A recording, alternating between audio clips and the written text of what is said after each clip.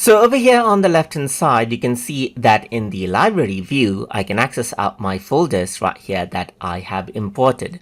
But if you want to go ahead and mark these folders out, let's say for example with a certain color and so forth, then you can easily do that as well. So let me just go ahead and then let's say for example go around over here onto the folders right here. So let's just go ahead and then expand right here.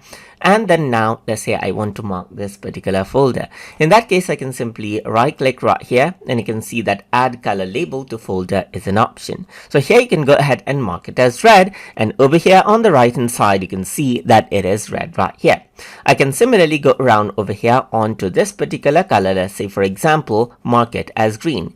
You can go ahead and mark it as purple, let's say for example, and then go ahead and mark it out as yellow and so forth. So you can see that you can color code out the folders. Let's say for example you want it to be like let's say for example red is an edit, and let's say for example green is neutral, and let's say yellow is paused edit and so forth. So you can go ahead and color code these folders as you want, as you can see. So that is how you can go ahead and then right click and then add color labels as you want.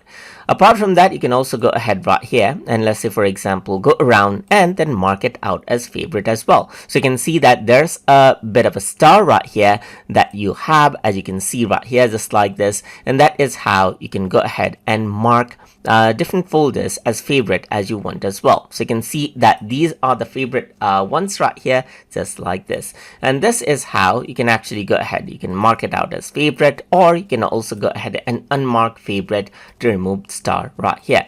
So that is how you can go ahead and add color labels and then mark out folders as favorite inside of Adobe Photoshop Lightroom in order to go ahead and then mark it out as you like, and to make it easy to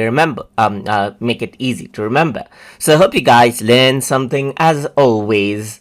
And as always, please like, comment, share, and subscribe.